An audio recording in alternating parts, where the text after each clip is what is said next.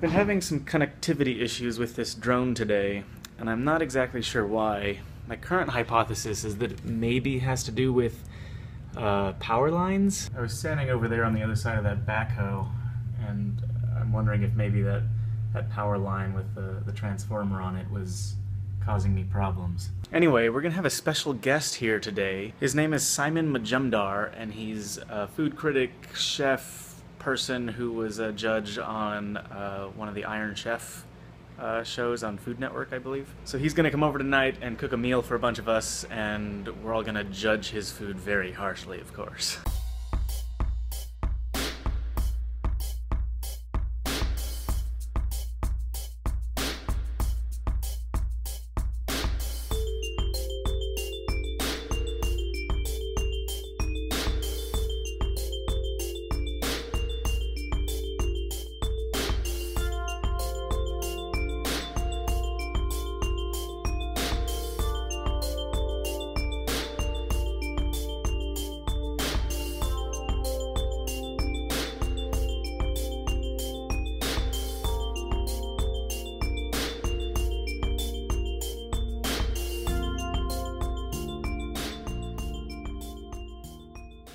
So I'm here with Simon and Sybil, who have arrived to cook us a fantastic meal.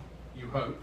I hope. We're going to do some Indian food, so I thought we'd do a whole mixture. So we're going to start with some onion bhajis, which is like an Indian street food of deep fried onions in chickpea flour batter with lots of spices. Then we're going to do some tandoori style chicken. So this is some chicken. I'm just going to take the skin off because what I like to do is render that down and deep fry it so we can start with some little chicken cracklings, because chicken cracklings are always a good thing. Then we're going to do an Indian salad. We're going to do a very hot Indian dip, very spicy Indian dip. And then we're going to finish with something totally un-Indian. We're going to do a crumble with some beautiful nectarines we found today, and some blueberries and a little topping, and we'll have that with vanilla ice cream. So hopefully enough to feed 10 hungry people. So we did an event for a Filipino charity where I cooked for them, and I spent days preparing everything. And the one thing that they all loved more than anything else was when I deep fried the chicken skin. How do you like that, kitty? So I'm just taking the skin off. I leave a bit of the fat on because fat's flavour. Hey, kitty. Did you find something interesting? Oh, and the other one.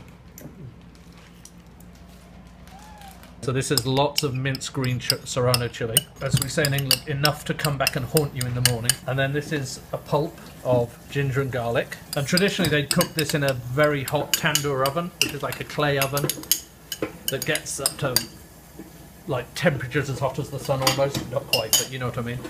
And so it gets charred on the outside and really juicy on the inside. But what we're going to do is just do this in a hot oven. Or you can do it on under the broiler, or you can do it on a grill. This is a fantastic dish for the grill. It smells really nice. Yeah, already. Oh, the smell of that ginger chili garlic, I love it. If they could bottle that and turn it into a scent. Normally, I grind all my own spices, and I've got my grinder here. But just for sake of time and convenience, and because we don't have as much time as I'd like, we're going to do a little mix. So that's garam masala. Then I'm going to put some cumin and some coriander. I think I've got some turmeric there. I noticed we're going to put some chili pepper flakes as well. What do you think you're doing? Oh, you can. Simon has eaten kitty before. I have eaten kitty, dog, cat, rat, snake, all kinds of weird things in this world. How does that make you feel? So this is just a little bit of yogurt, just a tiny bit. You don't need a lot. And that yogurt basically speeds it, accelerates the marination process. So you use yogurt on tougher pieces of meat, and I just get, to be honest, I'm going to get filthy with it because you need to really massage it in well. It makes a really nice sound too. You seem terribly impressed. There are few things better in the world than crisp chicken skin. So this is just chickpea flour, or what they call in India gram flour, or in the store here, in your gourmet good food store or whatever it was called here, which we rather liked. It was called, they call it garbanzo flour. How did you find the good food store? I do a lot of research because you know, particularly as you're travelling around the country, often you find you go into towns and you're cooking for people and they don't have a good food store of any sort. So, you know, I had no idea, so I just put best gourmet store in Missoula and a good food store came up. And I have to say, it was terrific. It had a really good selection, good quality of meat. Yeah. Everything seemed to be really nicely done. So we're just going to thinly slice this.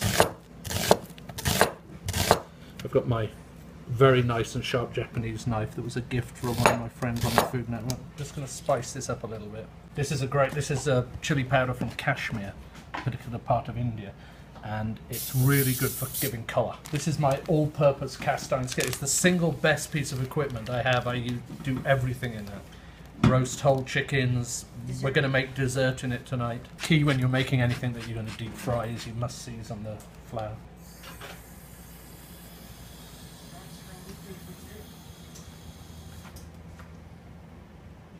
So this is the batter. We want it to be quite thick, and you want a few lumps in it because you need those little bubbly bits. So what we're going to do is get the oil nice and hot for deep frying, and we're going to pull out. There's a lot of hand work for this food, a lot of hand work involved. We're going to pull out little clumps that look like something out of Doctor Who, and we're going to drop them in the oil and fry them. So they're going to be like very spicy Indian fritters. And if my beautiful assistant wouldn't mind putting those in the fridge for me, I'd be... So yeah, if you ever eat anything that's really spicy and you're suffering, the worst thing you can do is drink water, because that's just going to spread it around your mouth. So the best thing to do is to eat dairy, piece of cheese, or a piece of bread, drink milk, or in this case with Indian food you have this thing called a raita, which people in America always seem to pronounce incorrectly and they call it a raita, but it's not, it's a raita. And that's a yogurt dip that can be filled with, in this case it's going to have cucumber and mint, and a little bit of cilantro. This is already way more effort than any dish that has ever been cooked in this kitchen. You know, for a lot of people, and I guess just the circles I move in, food is just our way of relaxing. It's everything. You know, to me, time that I don't spend in the kitchen preparing food for my lovely wife here is just, it's time I miss so much when I'm on the road. So actually now we're traveling and doing this thing that we call, you know, give us a bed and I cook you dinner. A lot of that is really just me being selfish, because it means I get to cook while I'm on the road, and I get to use other people's kitchens to do it. So I like that. I like that a lot. People like yourself are very kind. I mean, I feel like I'm the one getting the better deal in this situation. No, trust me, it's equal. And you're giving us a bed. In honor of you becoming a U.S. citizen, I have brought you Abraham Lincoln with the Michael Aranda Blonde Stripe. That is pretty cool. You know, it's trial and error. Yeah. So I cook and I do what, again when I'm cooking, if I get... What? Why? I've been wanting to figure out Thai food. Okay. Because I'm really into Thai food, but there's not a lot of good choices here in this. Oh, really? But you know, interesting enough, so the gourmet store that we wanted, Good Food or whatever it's called, they had really good selection of the ingredients that you would need for Thai food. So they have galangal, which is like ginger, they have all the lemongrass, they have all the things. And the thing with Thai food, it's like a lot of Southeast Asian food. It's basically about four things. The balance of four things: hot, sweet, salty, sour. And if you think of all the great Thai dishes that you like a tom yum soup or a nom, you know, they're pad Thai. It's all about balancing those four flavors. It's a little funky. Okay. There we go. All right, cool. Like, oh, I'm not gonna put my hand in there. No. Let Stefan do it. Yeah. Okay. Then. He's an expert. An expert hand putter in her. I'm gonna start cooking up in a few moments. We'll start doing the appetizers, and then we'll just clean up and stuff.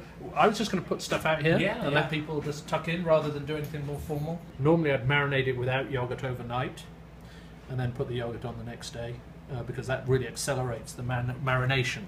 So if you've ever got a tough piece of meat, like a piece of lamb that's tough, or beef they do in all around the world, and the yogurt really speeds up the process. It just smells so clean. It does. Yes, it smells very clean. This isn't rocket science. Just like I'm sure you guys would say to me about how to edit a video or do this, and you're so used to doing it now that you don't think twice. Well, that's how cooks think about food like this, because it isn't rocket science. It just takes a bit of time and a bit of effort. There's no undo button like there is. Well, no, but there are that is very true. But I think that's the main thing that keeps me from. The decent thing about doing Indian food for people who aren't necessarily that familiar with it is it could be completely crap, and I could tell you that's how it's supposed to taste. So that's the other reason why I do it. That's absolutely perfect. You're spot on. That's just right. So now we're just gonna. You crumbed it. Crumbling. So this, we were talking about it earlier. If I call this what it is, which is kachumba, people go, "Oh, well, what the hell's that?" And they won't eat it. And then if I say it's an Indian salsa, they go, "I love it." So it's an Indian salsa. There you go. I love it. Yeah, it's Saturday later, we're just hoping you like work 8 hours and then go home and work 5 more hours. So I'm just going to keep bringing these out. So put them on a little side plate and have it with some of these salads. So just break them up. Take some of this hot fiery dip. Take some of the raita. Squeeze some lime over it. We always say with Indian food, lime is the ignition key. It starts everything off. It's like it lifts all the flavors up. The appetizers have been finished. How would you describe that experience? Delicious. Mesmerizing. Heavenly. Oh yeah, I got a picture. Everyone take a picture. Instagram. Alright, first bites. I guess it is what you were saying about playing piano and then playing jazz. Once you learn how those things work, you could go in a million different ways with it. Right. And this would work. Putting that into a different format. But that's also the next day with this, because of lemon juice and Empty plates of satisfied customers. yeah. So Simon, is there any fast food that you legitimately enjoy? Yes, believe it or not, anyone who's been down south, I am a sucker for Bojangles biscuits. Do you know Bojangles? Yes. I love Bojangles biscuits, and I shouldn't, but I do. I really, really like them. Of all of them, I guess people like Chipotle is better than most, but the rest of it, there's no need. Yep. It's hot as Hades. What's your language, sir? Oh, look at that texture. It's bubbling. Everybody's bubbling. Spoonful of that ice cream on top, so the ice cream melts over the top. Okay. Sure, Stefan, I would totally eat your hair. Oh, okay. Really? Yeah, if you eat someone's hair, you then get their hairline. Are you serious? Yeah. Simon is about to go to bed. It was awesome having you cook. It was fantastic being here. I found out a new word, vlog. I've also learned how that I've never say vlog, Yes. because that'll get me killed. And I'm going to have to go watch far more YouTube than I ever thought possible to catch up on everything. So to everybody in the YouTube world, you have one new admirer. Thank you very much.